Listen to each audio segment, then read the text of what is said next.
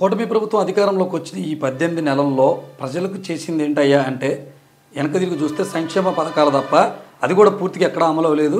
రైతులకు గిట్టుబాటు ధర కల్పించడంలోనూ విఫలమైంది. కానీ ఈ విశాఖలో మొన్న నవంబర్ 14-15 భాగస్వామ్య సదస్సు జరిగినప్పటి నుంచి కూడా ముందు నుంచి కూడా ఒక 20 రోజుల ముందు నుంచి ఈ పెట్టుబడులను ఆకర్షించేందుకు మన ముఖ్యమంత్రి చంద్రబాబు నాయుడు గారు, మంత్రి లోకేష్ గారు చేసేటువంటి ఆ పర్యటనలకు సంబంధించినటువంటి వార్తలు బాగా రోజు ఏ పేపర్ చూసినా వాళ్ళ అనుకూల మీడియాలో ఇవే వార్తలు. ఇక అక్కడి నుంచి మట్టికి ఇక రాష్ట్రానికి పెట్టుబడుల వర్షం వచ్చేసినట్టు రోజు పేపర్లో మట్టికి అభివృద్ధి మట్టికి బీభత్సంగా కనపడుతుంది. బయట చేసిన అభివృద్ధి ఏమి లేకపోయినా పేపర్లో మట్టికి పత్రికల్లో మట్టికి బాగా అభివృద్ధి కనపడుతుంది. మన ఆంధ్రప్రదేశ్ అభివృద్ధి ఇప్పటికీ 18 నెలల్లో 20 లక్షల కోట్ల పెట్టుబడులు సాధించారంట కూటమి ప్రభుత్వం. 20 లక్షల కోట్లు, ఇన్ని కోట్లు పెట్టుబడులు సాధించింది. విదేశాల నుంచి ఎక్కడెక్కడో అందరినీ ఒక చోటకు చేర్చి ఒక సదస్సు ఏర్పాటు చేసి ఇన్ని కోట్లు 18 నెలల్లో సాధించింది. కానీ మన రాష్ట్రంలో రోడ్ల నిర్మాణం అనేది చేపట్టలేకపోయింది మన కూటమి ప్రభుత్వం.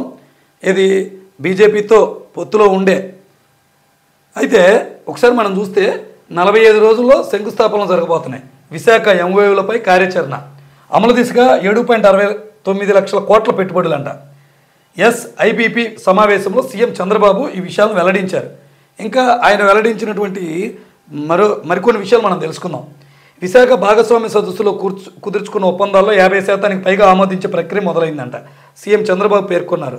వాటిలో 45 రోజులుగా వాటికి 45 రోజుల్లోగా శంకుస్థాపన జరిగేలా చూడాలని అధికారులను ఆయన ఆదేశించాడంట. ముఖ్యమంత్రి అధ్యక్షతన సచివాలయంలో గురువారం జరిగిన 13వ రాష్ట్ర స్థాయి పెట్టుబడుల ప్రోత్సాహక మండలి ఎస్ఐపిబి సమావేశం 20,444 కోట్ల పెట్టుబడులు 56,275 మందికి ఉపాధి కల్పించే ప్రతిపాదనను ఆమోదించిందంట. అందులో విశాఖ భాగస్వామ్య సదస్సుల ఒప్పందాలు కుదుర్చుకున్న 6 కంపెనీల ప్రతిపాదనలు ఉన్నాయంట. సీఎం మాట్లాడుతూ విశాఖలో 20 రోజుల కిందట నిర్వహించిన భాగస్వామ్య సదస్సులు కుదుర్చుకున్న ఒప్పందాల్లో 7.69 లక్షల కోట్ల విలువైన వాటిని అమలు చేసే దిశగా వెళ్తున్నారంట. 45 రోజుల్లో వీళ్ళని ఎంఓయూల గ్రేడింగ్ చేసి దావోస్లో జరిగే ప్రపంచ ఆర్థిక సదస్సుకు వెళ్తే మరిన్ని పెట్టుబడులు వస్తాయంట. అంటే ఇక్కడ ఈ శంకుస్థాపనలు చేసేసి వీటికి ఈ వార్తల్ని ఈ ఫుటేజ్ తీసుకెళ్ళి వాళ్ళకు చూపిస్తే మరిన్ని పెట్టుబడులు వస్తాయంట. ఇది మంచి ఐడియానే. కానీ ఇప్పటికిప్పుడు ఈ కోట్లలో చెప్పించే బదులు అసలు కంపెనీలు ఏంటి అనేది రాస్తే బాగుంటుంది. ఇన్ని కోట్లు పెట్టుబడి పెడుతున్నారు, ఓకే. ఆ కంపెనీలు ఏంటి అది రాస్తే బాగుంటుంది. కానీ కోట్లు ఇక్కడ కనపడుతున్నాయి. రేపు పొద్దున ఇవి అమలు అవ్వాలంటే మినిమం 10 సంవత్సరాల పైనే పడుతుంది ఈ భవన సముదాయాలన్నీ నిర్మించే లోపల. ఈ లోపల ప్రజలు మరి వీళ్ళపైన తిరుగుబాటు చేస్తారా అంటే చేసే అవకాశాలు ఎక్కువ ఉన్నాయి. ఎందుకంటే వీళ్ళు కూడా డబ్బులు పప్పు బిళ్ళలాగా పనిచేస్తున్నారు. గత ప్రభుత్వం అదే చేసింది కాబట్టి అభివృద్ధి పక్కన పెట్టి చేసినందుకు వాళ్ళని పక్కన పెట్టారు. మళ్ళీ అంతకు మించిన పప్పు బిళ్ళాలు వీళ్ళు పంచుతున్నారు. మళ్ళీ వీళ్ళు రేపు వస్తారని ఏమో ప్రజల తీర్పు ఎలా ఉంటుందో మనం చెప్పలేము. సో ఏంటంటే ఇదంతా కూడా ఎలా ఉందంటే కేవలం ఆంధ్రప్రదేశ్ అభివృద్ధి అనేది ఒక పత్రికల్లోనే కనబడతా ఉంది. రియల్ లైఫ్లో అది లేదు.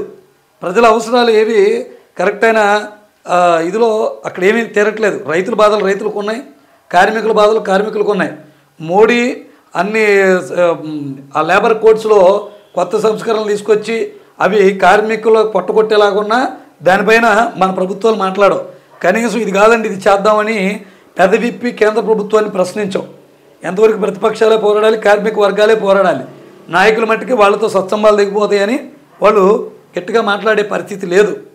వాళ్ళు ఏది చెప్పినా దానికి తలాడించడమే. సో ఇది మన ఇదిలాగా కనపడుతూ ఉంది. ఇన్ని కోట్లు లక్షల పెట్టుబడులేమో కానీ పరిపాలన ముందు సరిగా లేదనే విమర్శల మట్టికి గట్టిగా వినబడుతున్నాయి. ఈ సంస్కరణలు ఎన్ని ప్రవేశపెట్టినా గ్రౌండ్ లెవెల్లో వర్క్ ఉండాలి ఫస్ట్.